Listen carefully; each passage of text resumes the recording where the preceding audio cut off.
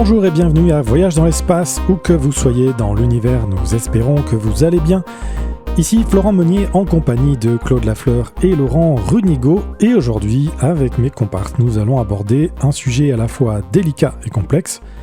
Les plus récentes avancées du programme spatial chinois qui illustrent le fait que la Chine peut devenir une puissance mondiale en technologie, et ce qui pourrait l'amener aussi à terme à dominer le monde, Claude. Effectivement, c'est un petit peu inquiétant, mais ce qu'on observe ces dernières années, c'est que la Chine a fait des progrès remarquables dans le domaine des technologies spatiales. Et comme on le dit souvent, le spatial, ça reflète un peu tout ce qui se passe à travers le monde. C'est un peu un microcosme de ce qui se passe sur notre planète. On peut rappeler qu'au balado 162, là, le point sur l'actualité, on avait mentionné que les États-Unis se retirent d'à peu près tout ce qui se passe à travers le monde, désorganisant en même temps à peu près l'économie mondiale. On sait tous le marasme dans lequel on se retrouve actuellement. Et par ailleurs, de son côté, la Chine, elle prend la place laissée disponible, laissée vacante par les États-Unis. Donc, le monde est en train de changer. Vous allez sûrement me dire que c'est inquiétant ce qui se passe et vous avez tout à fait raison. Et c'est ce dont on va parler au cours de la prochaine heure, mais découragez-vous pas, il y a des choses intéressantes qui se passent.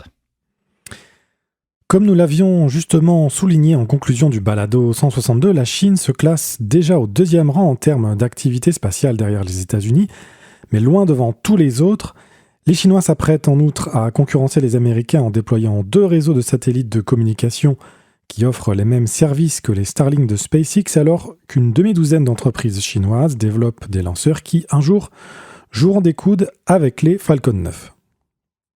La Chine offre même de nouveaux services spatiaux, dont le téléguidage des automobiles par satellite et de divers services de communication à très haut débit. C'est dire que ce pays sera bientôt en mesure de fournir une puissance de frappe commerciale qui pourrait avoir d'importantes répercussions sur la scène internationale. Par ailleurs, la Chine déploie une panoplie de satellites militaires et réalise des opérations qui inquiètent grandement les militaires américains. Ces derniers redoutent en effet que les Chinois n'en viennent à les supplanter dans ce qu'ils considèrent être le prochain théâtre de guerre. Par ailleurs, la Chine fait des progrès assez importants dans ses préparatifs pour envoyer des hommes sur la Lune au début des années 2030. Et en parallèle, comme on l'a déjà vu, elle prépare aussi la cueillette d'échantillons de la planète Mars, échantillons qui seraient rapportés sur Terre vers 2031 si tout va bien. De plus, elle utilise ses projets d'exploration de la Lune et du système solaire pour mettre en avant ses politiques de collaboration internationale. C'est ainsi qu'elle propose à qui le veut de contribuer à ces sondes lunaires et planétaires, en plus de participer à l'analyse des résultats et des échantillons rapportés par celle-ci. Les Chinois nous proposent ainsi de participer à ces aventures alléchantes. Le fait est, c'est qu'on constate que le monde change, hein? Et on pourrait même dire que le monde change à vive allure. C'est comme d'ailleurs l'illustre ce balado, la Chine déploie des efforts considérables pour développer une foule de nouvelles technologies et de services vraiment très innovants. Ce ne serait donc pas un hasard si un jour la Chine devenait finalement le leader mondial, si elle devenait la première puissance, parce qu'elle y travaille vraiment intensément. De surprenantes avancées technologiques. Le 27 janvier dernier, la firme chinoise DeepSeek a surpris le monde en dévoilant un service d'intelligence artificielle très efficace et susceptible de supplanter les géants américains. Au dire de certains observateurs, l'apparition de DeepSeek bouleverse le domaine de l'intelligence artificielle. Notons que l'IA est de plus en plus considérée au cœur de plusieurs applications spatiales et pour notamment gérer l'orbite terrestre de plus en plus encombrée. L'impact qu'a eu sur la scène internationale l'arrivée de DeepSeek a réjoui la presse chinoise. C'est ainsi que le China Daily s'est fait un plaisir de relayer que certains commentateurs ont comparé les débuts de DeepSeek à un moment Spoutnik en matière d'intelligence artificielle. Le quotidien rappelle que le lancement du premier satellite artificiel en 1957 a marqué un tournant dans la course aux armes et à l'espace, ce que les historiens appellent le moment Spoutnik. Sputnik a porté un coup psychologique et exercé une pression considérable sur les États-Unis, nota le China Daily, qui se sont découverts en retard sur l'Union soviétique en matière de haute technologie. De poursuivre le quotidien chinois, la percée de DeepSeek met en lumière l'évolution de la Chine, qui est passée du statut de suiveur à celui de concurrent, voire même de leader dans certains domaines de l'IA. Voilà qui met à mal la prétendue suprématie américaine en matière d'informatique, conclut-on. C'est là l'un des récents exemples des technologies en développement en Chine. On pourrait aussi citer les voitures électriques de qualité et nettement moins chères que leurs homologues occidentales, ainsi qu'une autre entreprise chinoise Blue Sky qui met au point un taxi volant, un genre de petit hélicoptère sans pilote conçu pour transporter des passagers sur de courtes distances. Il s'agit d'un véhicule électrique, imaginez une petite hélicoptère, à décollage et à atterrissage verticaux, ce qu'on appelle un eVTOL, E pour électrique, VTOL pour décollage et atterrissage vertical, et qui se déplace seulement à une 50aine de mètres d'altitude. C'est un appareil entièrement autonome. Hein. On pourrait monter à bord, il n'y a pas de pilote, et l'appareil nous conduit là où on veut aller. C'est un appareil conçu pour le transport humain, transport urbain, c'est-à-dire c'est pas là pour de longues distances. Ça peut servir au tourisme, hein, ça peut servir à la livraison de colis, ça pourrait même servir à des interventions d'urgence. D'ailleurs, l'entreprise nous annonce que bientôt des passagers pourraient voler au-dessus des toits de la ville en hélicoptère sans pilote à bord. Dans le fond, là, si on y pense, là, on est peut-être au début de l'ère des fameuses automobiles volantes dont on parlait dans les années 2010, là, pour l'an 2000. On se disait qu'en l'an 2000, les autos voleraient. C'est un peu ce genre de système-là qui est en train de développer une compagnie chinoise. Et par ailleurs, une autre entreprise chinoise vient de mettre en service de petites stations météo installées par drone dans des zones qui sont difficiles d'accès. Nombre de catastrophes naturelles se produisent dans des zones où les transports et les communications sont médiocres, ce qui rend difficile la surveillance des précipitations en temps réel. Ces mini-stations météo transmettent par satellite leurs données de surveillance au centre d'alerte depuis les régions les plus reculées. Pour sa part, l'entreprise Geely vient d'ajouter 11 nouveaux satellites à sa flotte qui servent à relayer des informations entre appareils de toute nature, ce que l'on appelle l'Internet des objets, Claude. Effectivement. Il s'agit d'une nouvelle application dont on n'a pas vraiment entendu parler, nous, mais qui existe de plus en plus. C'est qu'il y a de plus en plus une variété d'appareils qui sont connectés en réseau. Ça peut être, par exemple, des stations de collecte de données. C'est aussi le cas de nos automobiles. Hein. De plus en plus, les automobiles, leur état est surveillé par le fabricant et même il y a des compagnies d'assurance qui offrent des primes en surveillant notre conduite automobile. Si on conduit de façon prudente, on va payer moins cher d'assurance. Donc, de plus en plus, les objets autour de nous sont surveillés, sont branchés en réseau. On peut même, de plus en plus aussi, nos électroménagers sont branchés les uns avec les autres, sont branchés en réseau, ce qui permet de vérifier leur fonctionnement et peut-être voir si tout va bien. C'est ce qu'on appelle donc l'Internet des objets, c'est-à-dire une nouvelle application qui est de plus en plus présente dans nos vies. Geely opère déjà un réseau qui permet une connexion directe par satellite pour la conduite autonome, la connexion Internet intelligente ou bien la téléphonie cellulaire et autres produits électroniques grand public. À l'exception du pôle Nord et du pôle Sud, presque tous les endroits sur Terre, y compris les océans, les déserts et les régions montagneuses reculées, où les communications traditionnelles sont difficiles à établir, bénéficieront d'une connexion réseau stable grâce à des cellulaires directement reliés par ces satellites. C'est là quelques exemples d'applications déployées par la Chine. Il en existe encore une foule d'autres. Il y a plusieurs applications qui se servent des satellites pour offrir, par exemple, des services de communication à très haut débit, des services de télédétection. La télédétection, c'est l'observation de la Terre à des fins civiles. On parle aussi de la navigation par satellite, les fameux systèmes GPS. Il y a donc une foule d'applications qui sont mises en œuvre, qui existent déjà. Il y en a qui sont de plus en plus déployées et on arrive dans un monde de plus en plus de haute technologie spatiale.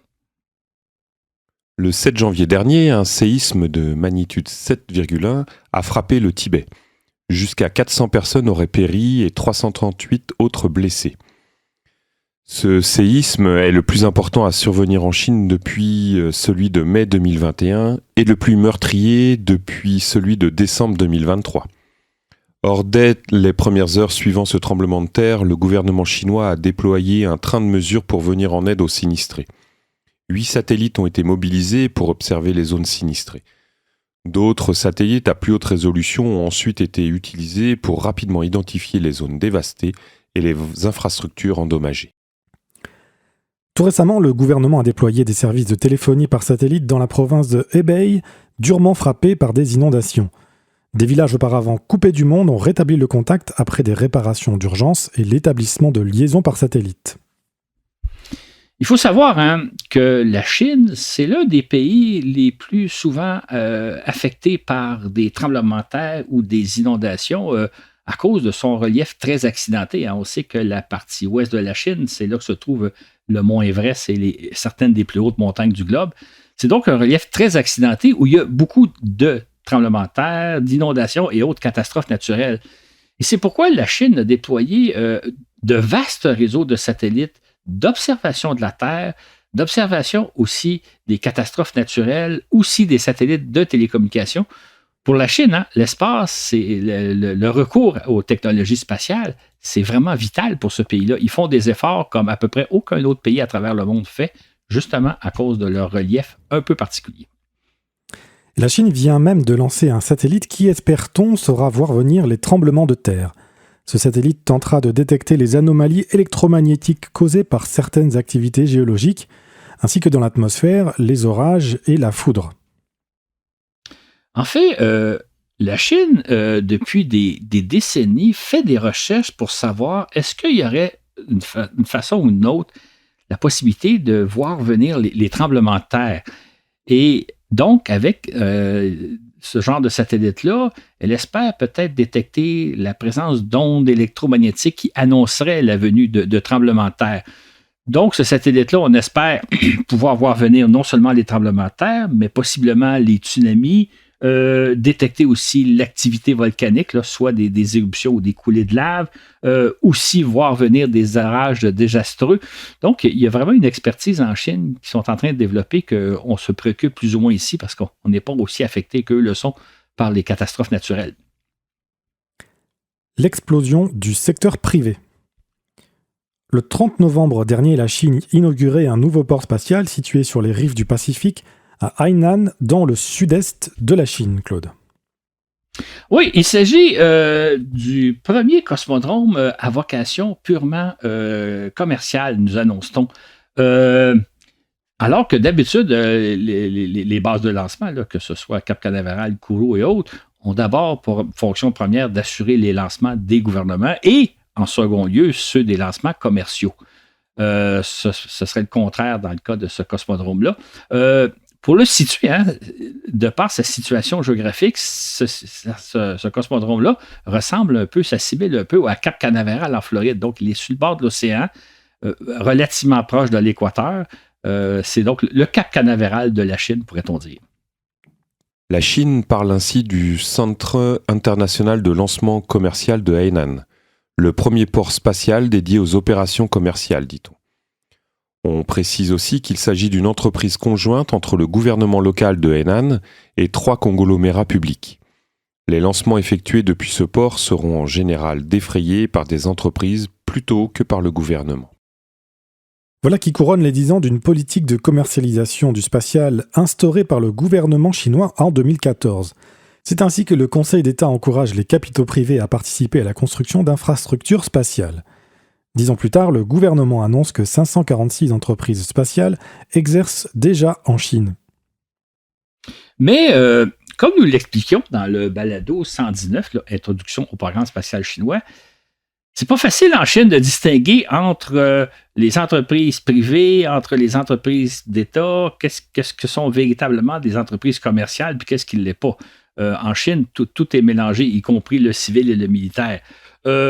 Aux yeux du gouvernement chinois, ce qui est une entreprise privée, ce serait une entreprise qui n'est pas financée par l'État et qui ne participe pas directement au programme spatial national. Au départ, le gouvernement central n'autorisait les entreprises privées qu'à concevoir de petites fusées et à lancer de petits satellites, mais depuis 2020, il autorise des projets d'envergure dont la conception de puissantes fusées réutilisables. Le gouvernement encourage aussi la création de réseaux de satellites, notamment d'observation de la Terre, ainsi que de constellations comprenant jusqu'à 13 000 satellites chacune, spécifiquement pour concurrencer le réseau Starlink de SpaceX, bien sûr. Le gouvernement chinois a ainsi mis en place un train de mesures visant à encourager la naissance puis la croissance d'une vaste industrie spatiale commerciale afin de stimuler l'innovation et de combler son retard par rapport aux États-Unis. Il met même l'accent sur le secteur spatial commercial comme moteur clé du développement des hautes technologies. Aux yeux des autorités chinoises, le spatial, ce serait même un des piliers de l'économie nationale, un des principaux piliers pour développer l'économie d'avenir, au même titre que l'électronique, que l'informatique, que les transports et les communications. En fait, c'est amusant parce que ce sont tous des secteurs qui se complètent à merveille les uns les autres. Diverses entreprises chinoises développent des services satellitaires, notamment en matière de communication, de navigation et de télédétection. Par exemple, les utilisateurs du monde entier qui se connectent au site web de la firme Changguang peuvent consulter les images satellites captées par la flotte de 117 satellites Jilin de l'entreprise. Ces satellites sont en mesure d'observer n'importe quel point du globe environ 40 fois par jour, nous précisons. Cette constellation de Jilin peut couvrir le monde 6 fois par an et l'ensemble de la Chine 24 fois par an, fournissant ainsi des mises à jour fréquentes des images de n'importe quel lieu, ce qui contribue au développement des activités de l'entreprise à l'étranger. Déjà, celle-ci compterait plus de 130 clients internationaux en leur fournissant des services en matière d'arpentage, d'études d'infrastructures urbaines, en agriculture et en foresterie. Elle surveille également les incendies de forêt et les inondations un peu partout à travers le monde. De cette façon, le gouvernement finance et encourage la création d'un vaste réseau d'entreprises diversifiées, alors que plusieurs villes et provinces chinoises se sont dotées de leur propre secteur spatial en finançant une panoplie d'installations, de centres de recherche et d'entreprises d'État et privées. On parle alors de cités électroniques, e-towns en anglais. Exactement. Même en chinois, ils parlent de e-towns. Il s'agit de zones de développement économique qui se spécialisent dans certaines technologies. Chaque zone a un domaine spécial de technologie. Par exemple, ça peut être une zone dédiée aux technologies de l'Internet, une autre qui va être dédiée à la conception de nouvelles fusées ou à la fabrication de satellites en grande quantité, ou encore le développement de systèmes d'observation de la Terre ou le traitement de données, etc. L'idée des e-towns, c'est de développer une chaîne complète d'organisation, de centres de recherche, d'industrie, etc., pour développer vraiment une synergie entre différentes chercheurs, différentes organisations sur une même technologie. C'est un concept, évidemment, ces e-towns-là, à la fois se concurrencent, mais aussi s'entraident et s'épaulent les unes les autres. Nulle part ailleurs sur Terre, on retrouve ce concept-là. C'est vraiment quelque chose d'unique à la Chine. Évidemment, ce sont des moteurs économiques extrêmement puissants. De surcroît, le gouvernement cherche à développer une industrie spatiale indépendante des technologies occidentales. L'autosuffisance technologique des semi-conducteurs à intelligence artificielle est devenue une priorité absolue alors que Beijing vise à construire une forteresse Chine pour se renforcer face à sa rivalité croissante avec les États-Unis. C'est dire que lorsque l'administration Trump tente d'empêcher la Chine d'utiliser notamment les plus puissantes puces informatiques développées aux États-Unis, elle encourage du coup la Chine à concevoir ses propres puces. Dans ce sens-là, les États-Unis sont en train de faire la même erreur qu'ils avaient commise dans les années 1950 lorsqu'ils ont expulsé un ingénieur de génie chinois qui s'appelle Tian Huisheng et qui, une fois arrivé dans son pays, a jeté les bases de ce qui va devenir l'industrie de l'armement chinoise, à savoir la fabrication de bombes nucléaires et de missiles intercontinentaux. On raconte l'histoire de Tian dans le balado 119. C'est C'est sous l'impulsion de Tian que la Chine s'est dotée dans les années 60-70 de bombes nucléaires, de missiles intercontinentaux et de fusées capables de lancer des satellites. Donc, les États-Unis, actuellement, en privant la Chine de leur technologie, ils encouragent ce pays-là à développer ses propres puces électroniques. L'histoire est en train de se répéter. Et au passage, le clan Trump souhaite lancer cette année le Trump Phone. Claude, je pense que tu as entendu parler. Mm-hmm. Et un produit qui se vantait d'être de production autochtone, uniquement aux États-Unis. Mais un discours qui a été revu un peu à la baisse depuis. et dont le prix, en plus annoncé, laisse penser que de nombreux composants viendraient de Chine. C'est difficile de contourner la Chine, hein? Une impressionnante force de frappe. En introduction à un livre blanc publié en janvier 2022, le président chinois Xi Jinping déclarait explorer le vaste cosmos, développer l'industrie spatiale et faire de la Chine une puissance spatiale est notre rêve éternel. Cet énoncé de politique précisait aussi que l'industrie spatiale est un élément clé de la stratégie nationale globale. C'est ainsi qu'au cours des 5 prochaines années, indiquait-on, la Chine entamera un nouveau parcours vers une puissance spatiale. Cette industrie contribuera davantage à la croissance globale de la Chine. Voilà qui contraste avec ce que nous racontions dans les balados 119 et 120. Dans ces balados-là, nous retracions le fait que depuis le premier lancement du satellite chinois en 1970, au cours des 40 années qui ont suivi, donc 1970-2010, la Chine n'avait lancé que 131 satellites. En quelque sorte, en moyenne, 3 satellites par année seulement. Or, depuis l'année 2021, la Chine lance plus d'une centaine de satellites par année. Résultat, la Chine disposerait aujourd'hui de quelque chose comme 1 millier de satellites en orbite autour de la Terre, alors qu'en 2010, on pouvait imaginer qu'il y avait à peu près seulement une quarantaine de satellites chinois en opération. C'est vraiment un progrès majeur. Et ces satellites remplissent diverses fonctions telles que les télécommunications, l'observation de la Terre à des fins civiles, ce que l'on appelle la télédétection, la météorologie, etc., ainsi que divers services militaires comme la reconnaissance, l'espionnage électronique, la télécommunication sécurisée et la navigation, et j'en passe. De surcroît, ce pays réalise ses propres missions habitées depuis 2003, tandis que des astronautes chinois occupent en permanence l'espace depuis juin 2021 à bord de la station orbitale Tiangong 3. Ils exploraient également la Lune à l'aide de sondes automatiques Chang'e. Ils sont même les seuls à avoir rapporté sur Terre des échantillons de la face cachée. Et voilà qu'avec les sondes Tianwen, ils explorent la planète Mars, Tianwen-1, un astéroïde et une comète, Tianwen-2. Tandis que Tianwen-3 se prépare à rapporter sur Terre des échantillons de Mars en 2031. En outre, ce pays se prépare à envoyer des hommes sur la Lune d'ici quelques années. Toutes ces missions ont été réalisées à l'aide des fusées Changzhen Longue Marche, développées par le gouvernement chinois. Toutefois, à partir de juillet 2019, des firmes privées lancent leurs propres fusées et désormais, une demi-douzaine de lanceurs privés sont donc en service. Exactement. Et en plus, on compte au moins 4 entreprises qui sont en train de développer des fusées réutilisables, en partie ou au complet, fusées qui sont évidemment destinées à concurrencer les lanceurs américains. En outre, il y a une entreprise chinoise qui est en train de mettre au point une petite fusée pour des vols suborbitaux, le genre de vol que fait l'entreprise Blue Origin de Jeff Bezos, là, les vols de New Shepard, pour envoyer des tourismes à la frontière de l'espace. Donc, les Chinois s'apprêtent vraiment à rivaliser avec ce que font actuellement les Américains. Premier sur la Lune. En mai 2023, la Chine annonce qu'elle enverra des astronautes sur la Lune en 2030.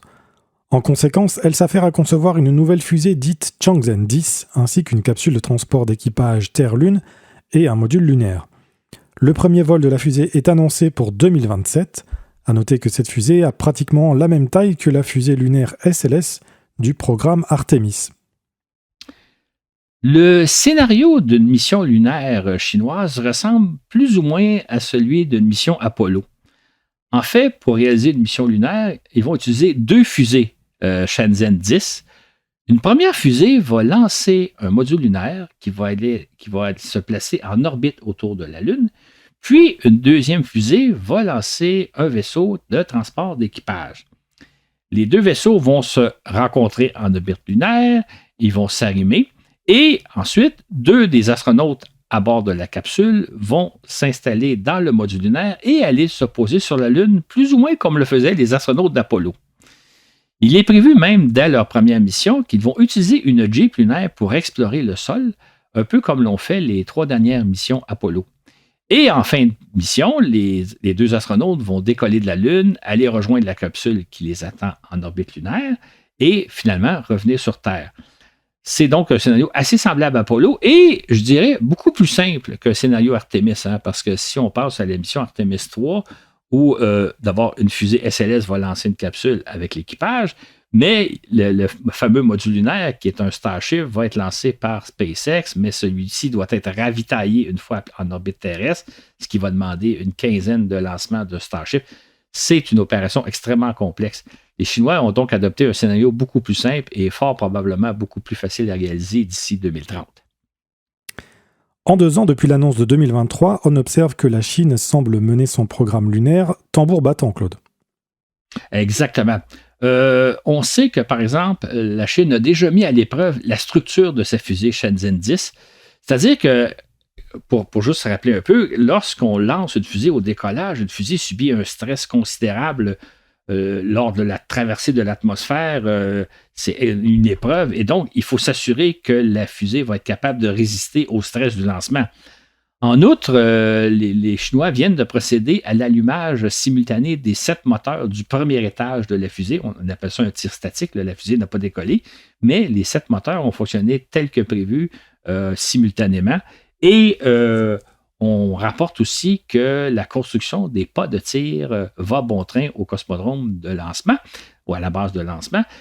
Détail intéressant, les Chinois nous ont rapporté que les installations de tir vont être conçues de telle sorte que le public va pouvoir assister au lancement, un peu comme on a pu assister au lancement des astronautes à Cap Canaveral. Ils prévoient donc réaliser ces missions-là vraiment aussi au vu du public, comme les Américains ont fait leur mission Apollo probablement. Elle a aussi effectué un test d'évacuation d'urgence de la capsule à partir d'un pas de tir. Si donc un jour une fusée lunaire était sur le point d'exploser, l'équipage pourrait être sauvé grâce à ce système. Et voilà qu'on vient de procéder à une simulation complète de l'alunissage et du décollage d'un module lunaire. Dans tous les cas, il s'agit de progrès fondamentaux dans la mise au point du matériel nécessaire pour accomplir les missions lunaires. Le fait aussi que la Chine nous rapporte des progrès réguliers semble montrer que le programme va bon train, que tout se passe assez bien. Faut quand même rajouter qu'il reste énormément de travail à faire pour s'assurer, entre autres, que autant la fusée que les vaisseaux sont capables de transporter des équipages en toute sécurité. Il y a encore beaucoup de travail à faire, mais en 2 ans, les Chinois ont fait des progrès remarquables, même, j'oserais dire, surprenants. Pour l'heure, l'agence chinoise chargée des vols habités déclarait que les principales composantes de son programme lunaire sont actuellement en phase de développement de prototypes et que tout se déroule comme prévu. Elle rapporte également qu'un 4e groupe d'astronautes a été sélectionné et que ceux-ci s'entraînent déjà aux opérations d'alunissage et d'exploration du sol lunaire. Malgré tout, il faudra réaliser plusieurs vols d'essai pour s'assurer que tout le matériel est en mesure de transporter des humains avant d'entreprendre des missions lunaires. Missions lunaires qui vont toujours être quelque chose d'extrêmement dangereux. On peut se rappeler un peu ce qui s'est passé avec la NASA dans les années 60. Donc, même si le programme chinois semble progresser, il reste encore de nombreuses étapes à franchir. Étapes qui, les Chinois semblent vouloir nous en tenir au courant, de le faire publiquement. Étapes qui seront donc très intéressantes à suivre dans ces prochaines années. Oui, et puis peut-être que aussi depuis les années 60, les standards de sécurité en termes de transport d'humains dans l'espace ont très fortement changé. On se permettait des choses dans les années 60 qu'on ne se permettrait pas aujourd'hui. Donc le développement doit être aussi un peu plus compliqué. Tu as tout à fait raison. Hein. Effectivement, à l'époque d'Apollo, on s'attendait de perdre des équipages. Aujourd'hui, c'est quelque chose d'inacceptable. Et particulièrement en Chine, on en a parlé dans le balado 119, on a l'impression que les responsables du programme chinois n'ont pas le droit à l'erreur, n'ont pas le droit de faire des erreurs comme dans le cas d'Apollo. Et donc, à ce moment-là, ils sont beaucoup plus prudents. Sauf que là, ce qui est intéressant, c'est qu'ils progressent rapidement. Ça va être intéressant de voir comment les choses vont évoluer ces prochaines années. Ce sera sûrement l'objet d'éventuels balados. Coopération internationale. Tel que relaté dans les balados 119 et 120 au début des années 2000, la Chine a entrepris 2 importants programmes, l'un de vol habité et l'autre d'exploration de la Lune à l'aide de sondes robotiques Chang'e. Plus récemment, la Chine a entrepris un programme d'exploration du système solaire à l'aide de sondes appelées Tianwen. Ces 3 programmes-là servent non seulement à rehausser le prestige de la Chine en montrant que la Chine maîtrise des technologies de pointe, mais c'est aussi des programmes qui servent à tisser des liens internationaux, notamment dans le domaine des sciences. Dans le balado 119, nous relations qu'au début des années 2000, la Chine désirait se joindre au programme de la Station spatiale internationale, requête qui avait cependant été rejetée par l'Occident, qui n'avait rien à gagner d'une construction chinoise, tandis que ce pays avait tout à gagner. Résultat, 25 ans plus tard, la Chine dispose de sa propre station spatiale qu'elle appelle Tiangong 3, mais la Chine l'appelle aussi la CSS pour Chinese Space Station, un peu à l'image de l'ISS, l'International Space Station. Et grâce à cette station-là, elle invite les pays qui le veulent bien à y contribuer en réalisant des expériences à bord de la station et elle invite même d'envoyer des astronautes. C'est d'ailleurs en février dernier, un premier pays, le Pakistan, a décidé d'envoyer un astronaute. Il y a donc un astronaute pakistanais qui s'entraîne actuellement pour un vol à bord de la station chinoise. Et l'utilisation de Tiangong 3 pourrait même devenir incontournable, Claude, suite au retrait de la Station spatiale internationale qui est prévu aux alentours de 2030, donc assez rapidement. Exactement. En fait, les Chinois espèrent continuer d'opérer leur station Tiangong 3 au moins une bonne dizaine d'années, ce qui fait qu'au tournant des années 2030, ils pourraient être les seuls à avoir une station opérationnelle. On sait que les Américains préparent des stations commerciales, de petites stations qui pourraient succéder à la Station spatiale internationale, mais étant donné tout ce qui se passe aux États-Unis actuellement, l'état dans lequel se passe le spatial, rien n'est moins sûr que des stations privées seront prêtes à prendre la relève de la Station spatiale internationale. Et même si c'était le cas, ce ne sera rien à voir avec la grande station spatiale internationale, ce qui fait que la Chine pourrait être la seule à avoir une station spatiale capable d'héberger des astronautes pendant de nombreux mois. Déjà, les Chinois sont les seuls à rapporter sur Terre des échantillons de sol lunaire, y compris de la face cachée, et les analyses de sol que les scientifiques chinois ont menées permettent déjà à ce pays d'annoncer des découvertes de grand intérêt. Exactement. Ils ont découvert effectivement des choses intéressantes au niveau de la Lune, notamment que la Lune aurait eu un champ magnétique beaucoup plus puissant il y a à peu près 2 ou 3 milliards d'années. On en parlera éventuellement un jour. La Chine aussi confie maintenant quelques grammes de ces échantillons rapportés de la face visible et de la face cachée à des équipes internationales, notamment à des équipes de France, d'Allemagne, du Japon, du Pakistan, du Royaume-Uni et même des études américaines, des États-Unis. En fait, la Chine clame que les échantillons qu'elle a rapportés de la Lune n'appartiennent pas qu'à la Chine, mais dans le fond appartiennent à toute l'humanité. Fort des 5 succès remportés avec leur sonde Chang'e, ce pays prépare activement les 3 suivantes, dont les lancements sont prévus d'ici 2030. À noter que la Chine cumule 3 des 6 tentatives d'alunissage réunies sur les 15 entreprises depuis 2013. Elle propose à qui le veut de participer aux prochaines missions. Tout récemment, la Chine annonçait d'ailleurs l'ajout de 10 expériences internationales à la mission Chang'e 8, qui doit s'opposer au pôle sud de la Lune en 2029. Même chose du côté des missions planétaires. Hein. On sait que les Chinois ont réussi une belle mission autour de la planète Mars, en se posant sur la planète Mars et en y déposant un petit véhicule tout-terrain. Plus récemment, hein, ils ont lancé une sonde Tianwen 2, qui rapportera vers 2027 des échantillons d'un astéroïde et ensuite qui ira explorer une comète. On en parlait dans le balado 162. Et on sait aussi qu'elle prépare une troisième mission, Tianwen 3, qui doit rapporter des échantillons de la planète Mars. Si tout va bien, ces échantillons-là pourraient être sur Terre vers 2031. On sait aussi que la Chine prépare une station, une base habitée sur la Lune, qu'elle appelle la Station internationale de recherche lunaire. Et déjà, il y a 17 pays et organisations de différentes nations qui se sont joints au programme. La Chine se sert donc de son programme d'exploration du système solaire à des fins de collaboration internationale. Quand les Chinois inquiètent les Américains. Comme tous les grands joueurs de l'espace que nous présentions dans le balado 135, la Chine utilise une panoplie de satellites militaires pour surveiller ce qui se passe sur Terre, reconnaissance photo, écoute électronique, tir de missiles, etc., ainsi que pour se garantir des communications hautement sécurisées pour téléguider ses avions, ses navires, ses missiles, etc. Mais voilà qu'elle mène également des opérations secrètes qui inquiètent de plus en plus les militaires américains. C'est ainsi que la Chine lance des satellites qui effectuent d'intrigantes manœuvres en orbite terrestre. Certains s'approchant d'autres satellites, notamment militaires américains, afin de les inspecter. Ce que font d'ailleurs les Américains avec leurs propres satellites de surveillance orbitale. Les Américains s'inquiètent aussi que les Chinois développent des armes anti-satellites, à savoir des missiles tirés depuis le sol pour les intercepter, ou encore des satellites assassins qui pourraient s'attaquer à leurs congénères, sinon même des équipements capables de brouiller les systèmes de communication des satellites, ou pour faire du piratage électronique, ce que pratiquent évidemment également les Américains. Ça, c'est un détail amusant. Les Américains s'inquiètent beaucoup de ce que font les Chinois, alors qu'eux le font déjà.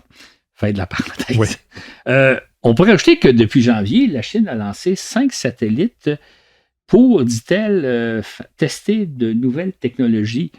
Ces satellites sont dits TJS, c'est-à-dire les initiales chinois de satellites de technologie expérimentale.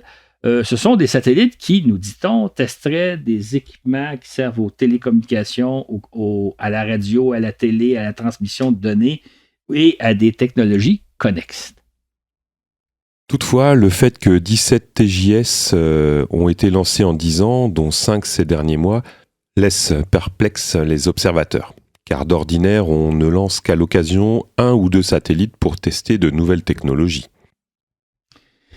C'est pourquoi les Américains soupçonnent que ces satellites remplissent plutôt des missions militaires ultra secrètes. Ça pourrait être par exemple des satellites qui font plutôt de l'espionnage électronique, la détection de tirs de missiles, l'inspection des satellites, etc.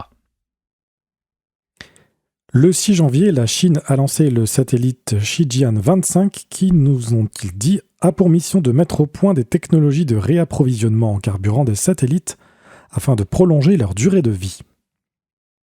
Ce satellite est allé rejoindre sur une orbite géostationnaire Shijian 21 lancée en octobre 2021.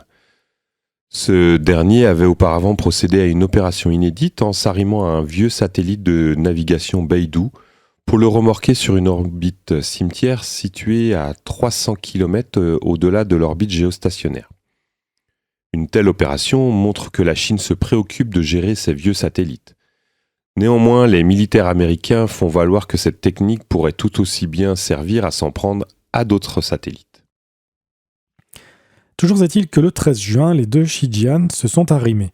Shijian 25 aurait alors procédé au ravitaillement de Shijian 21, ce que les Chinois n'ont pourtant jamais confirmé. Si c'est le cas, il s'agirait d'une avancée majeure en technique satellitaire, mais puisque les Chinois n'ont rien dit à ce sujet, les Américains soupçonnent que ce test renforce les capacités de l'armée chinoise à opérer en orbite géostationnaire.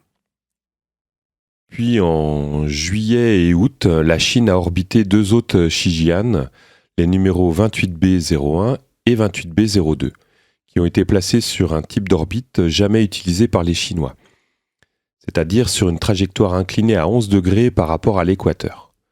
De source officielle, ces satellites serviraient à mesurer et à étudier l'environnement spatial et à tester de nouvelles technologies, ce qui ne veut strictement rien dire.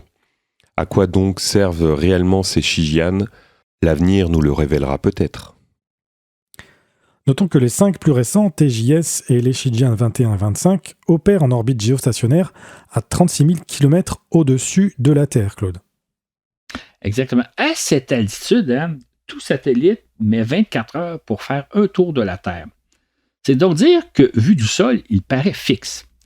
Sur cette orbite, on installe de nombreux satellites qui ont des missions vitales pour nous, par exemple en domaine des télécommunications, dans la météorologie, l'espionnage, etc.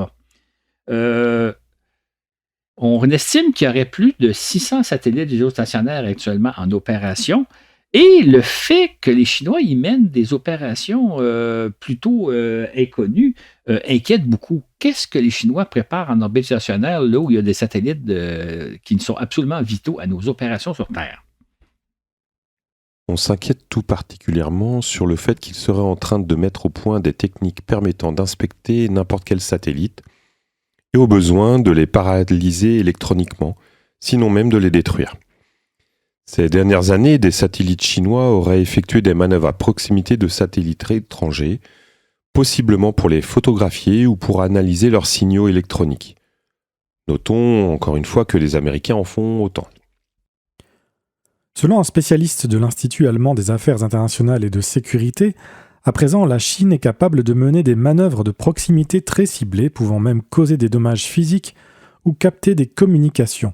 De surcroît, elle est aussi très douée pour camoufler ce qu'elle fait jusqu'à ce que cela se produise.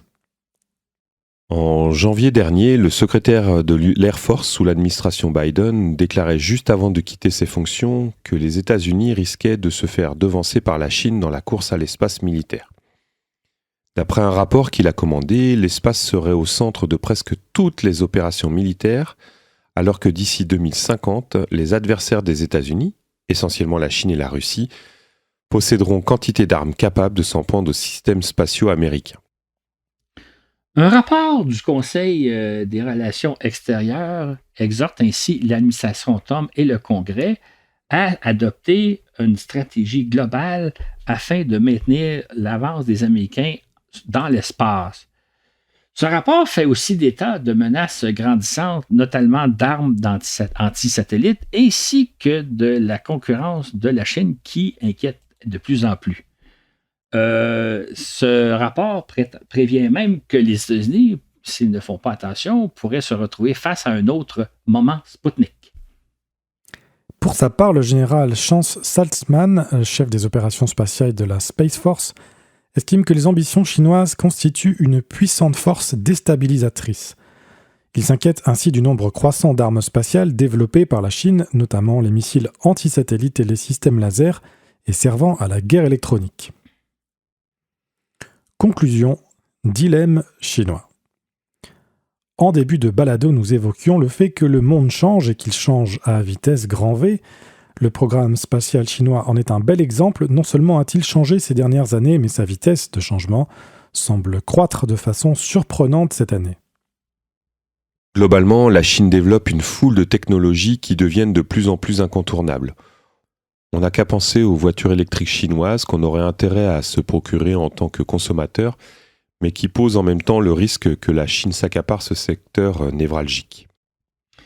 Même chose du côté des technologies vertes. On pense aux panneaux solaires, aux éoliennes, à l'électrification des transports, des piles rechargeables ultra efficaces, etc.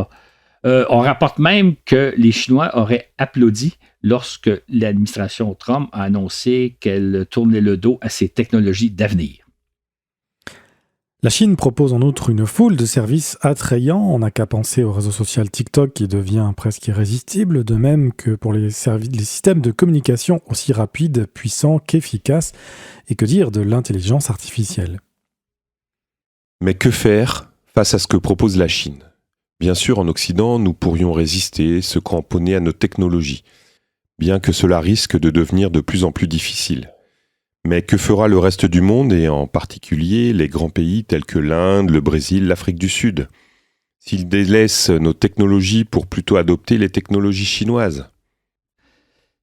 C'est dire qu'à la longue, les produits de haute technologie chinois pourraient devenir aussi incontournables que tout ce que fabriquent les usines chinoises et qu'on achète en grande quantité. Mais voilà qui pose de sérieux dangers à notre vie privée comme à nos libertés individuelles et collectives. En utilisant les services électroniques chinois, réseaux de communication et informatique ou l'Internet des objets, on risque de tomber sous l'emprise du gouvernement chinois. Pensons simplement à notre conduite automobile, déjà surveillée par des fabricants. Serions-nous à l'aise que nos allées et venues en véhicules chinois soient surveillées par ce gouvernement ? Et si éventuellement celui-ci avait en sa possession nos données personnelles et surveillait nos communications, notre navigation sur Internet, nos courriels, nos habitudes de vie, nos habitudes d'achat et de consommation, que penser de tout ça ? Est-ce que c'est l'avenir qui nous guette? Autrement, quoi faire? Comment éviter que la Chine prenne tant de place dans nos vies? Évidemment, ce sont des grandes questions auxquelles on n'a malheureusement pas la réponse. J'ajouterais cependant une chose, c'est que, comme on le constate, le monde change, et comme on disait, le monde change à grande vitesse. Personne ne peut imaginer ce que va être le monde dans quelques années. Quel va être notre monde en 2030? Bien malin qui pourrait le savoir. On vit à une époque très intéressante. Il y a des côtés très inquiétants, ce on a un peu relaté, mais il y a aussi des côtés très intéressants à voir venir. Donc, il faut s'intéresser à ce qui se passe. C'est ce qu'on va couvrir, nous, dans le domaine spatial, mais imaginez le monde, essayez d'imaginer pour le plaisir le monde de 2030. Écrivez ça sur une feuille de papier. Ce serait amusant de relire ça dans quelques années. Oui, et puis on peut juste signaler que ce qui fait peut-être peur, c'est le monopole en général. Quand c'est pas uniquement le monopole qui peut être chinois dans quelques années, mais on a la même problématique avec Facebook il y a quelques années, Google, etc. Enfin, c'est quand une seule entité contrôle beaucoup de choses, ça fait toujours peur. Exactement. Et je pense qu'on s'en va vers un monde de plus en plus diversifié, de plus en plus complexe, qui ouvre des perspectives intéressantes, mais qui rend le monde plus compliqué. Il faut donc suivre l'actualité, voir ce qui se passe et se dire quand même qu'on vit dans une époque très intéressante. Peut-être, moi ça me fait sourire un peu, mais peut-être qu'un jour on va parler de notre époque comme étant une belle époque, comme on parle un peu des années 60 aujourd'hui, alors que quand on est dans l'époque, au moment où les changements se produisent, au moment où on ne sait pas où on s'en va, on vit une époque d'inquiétude. Les gens aujourd'hui rapportent que les années 60, c'était le bon vieux temps, qu'on aimerait ça vivre cette époque-là. Mais à l'époque, moi, je l'ai connu, j'étais un peu jeune, là, je l'ai connu, c'était pas une époque facile à vivre, très semblable à celle d'aujourd'hui. Donc, il ne faut pas s'inquiéter, l'avenir est quand même intéressant. Oui, la guerre froide a quand même duré pendant des décennies. Ça ne devait pas être au quotidien très rassurant, tout ça. Ben, surtout que, comme tu dis, au quotidien, on pouvait s'inquiéter qu'un jour ou l'autre, les Américains et les Soviétiques allaient détruire la planète à l'aide de bombes nucléaires. Il y avait une menace qui pouvait se produire réelle, ce qu'on ne vit pas aujourd'hui.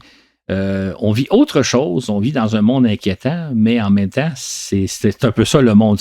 La vie, c'est jamais une chose facile.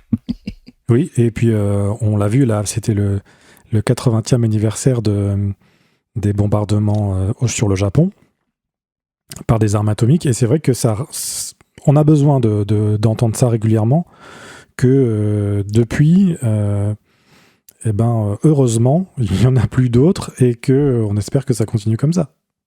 Exactement. C'est intéressant ce que tu soulignes là, parce que moi, quand j'étais adolescent, les années 70, je me disais, de mon vivant, je vais voir une ville détruite par une bombe nucléaire, soit un attentat terroriste, soit une attaque ou une contre-attaque. Et je suis rendu aujourd'hui à 67 ans et je n'ai toujours pas vu ça et j'en suis très heureux. Oui. Donc, l'avenir, par définition, il est imprévisible. C'est ça. Parfait. Voilà qui conclut notre balado. On espère que vous avez apprécié. On va revenir la semaine prochaine, dans 2 semaines, avec un sujet beaucoup moins inquiétant. Peut-être même un très, très beau sujet, une belle nouvelle qui s'est produite il y a une 30aine d'années. Je ne vous en dis pas plus.